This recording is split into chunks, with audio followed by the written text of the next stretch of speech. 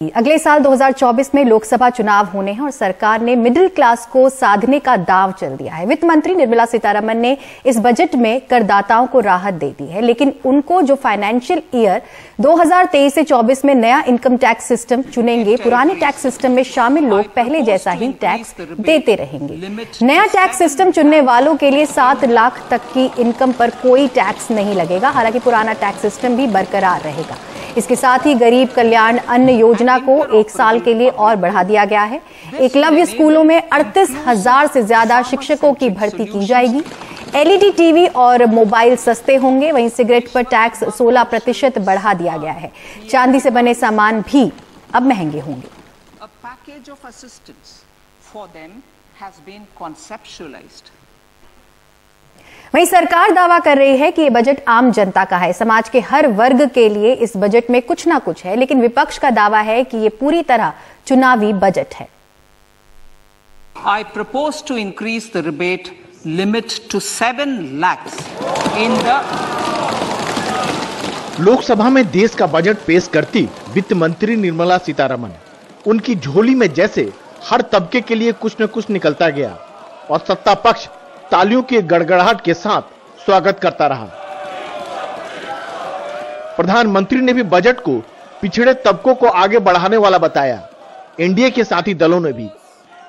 ये बजट आज की एस्पिरेशनल सोसाइटी, गांव, गरीब, किसान, मध्यम वर्ग, सभी के सपनों को पूरा करेगा।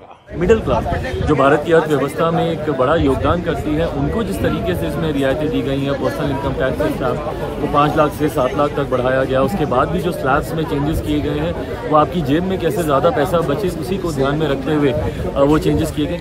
10% in the new tax regime with income। लेकिन विपक्ष को लग रहा है कि ये खाने के नहीं, दिखाने के दांत हैं।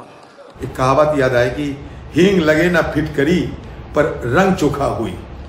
इसमें कोई देने का नहीं है, फिर दिखाने का है। कल प्रेसिडेंट भी, पहली महिला प्रेसिडेंट और पहली बार महिला फाइनेंस मिनिस्टर एक साथ मिलकर बजट अनाउंस हो रहा था, तो उसमें कहीं ना कहीं महिलाओं का जो हमें उम्मीद थी कि महिलाओं को इकोनॉमी से जोड़ेंगे, कैसे उनके लिए व्यवस्था करेंगे कि वो स्टार्टअप्स में आए, वो लेबर मार्केट में आए, उस पर किसी का संज्ञान नहीं लिया गया है, ना कोई अनाउंसमेंट्स हुए हैं।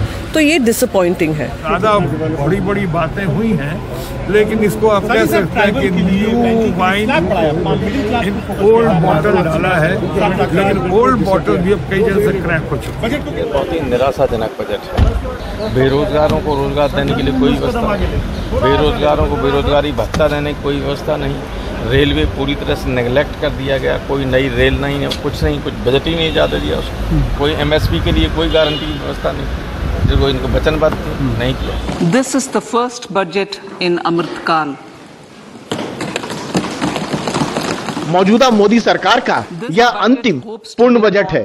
इसे वो अमृतकाल का बजट बता रही है। इसमें कोई शक नहीं कि साल 2023 के इस बजट में सरकार ने खोज कर हर तबके के लिए कोई न कोई ऐलान किया है, मगर विपक्ष का ऐतराज है कि इस बजट में ऐलान ज्यादा है, ठोस बातें कम।